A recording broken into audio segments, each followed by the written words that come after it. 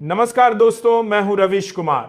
सबसे पहले आपसे एक रिक्वेस्ट है, अगर आपके हाथ में चाय का कप है तो प्लीज उसे नीचे रख दीजिए, क्योंकि आगे जो मैं बताने जा रहा हूं उसे सुनते सुनते आपका गुस्सा इतना उबल सकता है कि चाय का कप भी शहीद हो जाए।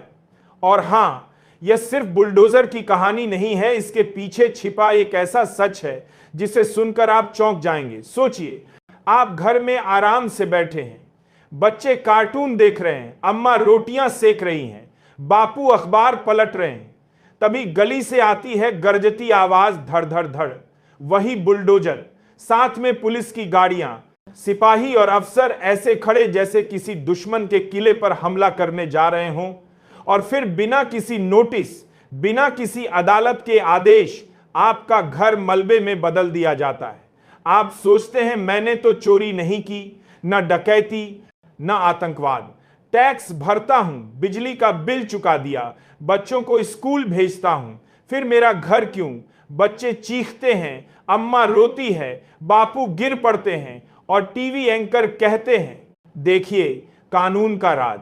अब बताइए, क्या यह न्याय था या नंगा तमाशा यूपी का राजनीति में बुलडोजर को न्याय का प्रतीक बना दिया गया?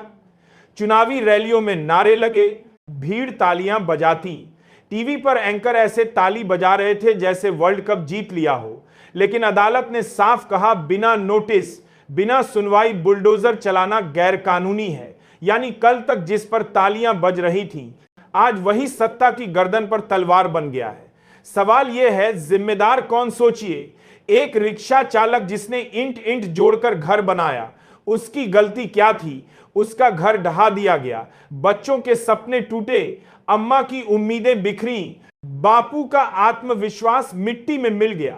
बच्चा चिल्लाया, मेरा खिलौना अंदर रह गया, लेकिन कैमरे पर सिर्फ धूल का गुबार दिखा। एंकर बोले, अपराधियों पर कहर टूटा। अब बताइए, रिक्शा खींचने वाला कौन सा अपराधी था? क्या मीडिया तब भी चुप रहेगा जब उसका अपना घर गिरेगा?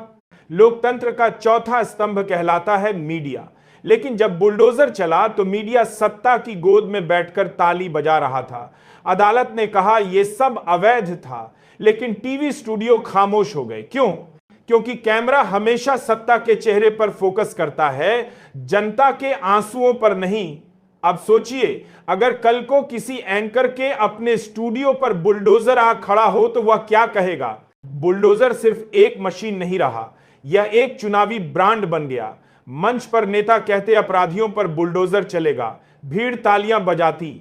लेकिन सच यह है कि अपराध मिटा नहीं, गरीब मिट गया। कई घर बिना किसी गंभीर केस के तोड़े गए, यानी सबूत और अदालत की जगह बुलडोजर का हॉर्न गूंजा। अगर यही बुलडोजर कभी किसी मंत्री के बंगले पर चलता तो क्या मीडिया तालियां बजाता? यही असली दोहरा मापदंड है। अमीर के लिए कानून अलग, गरीब के लिए अलग। और यही लोकतंत्र का सबसे बड़ा खतरा है। लेकिन अदालत का फैसला बताता है संविधान सबसे ऊपर है। आज अदालत ने बुलडोजर की राजनीति को गैरकानूनी कहा है, कल जनता इसे गैर जरूरी कह देगी और तब सत्ता को जवाब देना ही होगा। तो दोस्तों, सबक साफ है, लोकतंत्र चुप्पी से नहीं, सवाल से चलता है। अगर आप चुप रहेंगे तो सत्ता आपकी खामोशी पर बुलडोजर चलाएगी, लेकिन अगर आप सवाल पूछेंगे, बोलेंगे, तो सत्ता को झुकना पड़ेगा।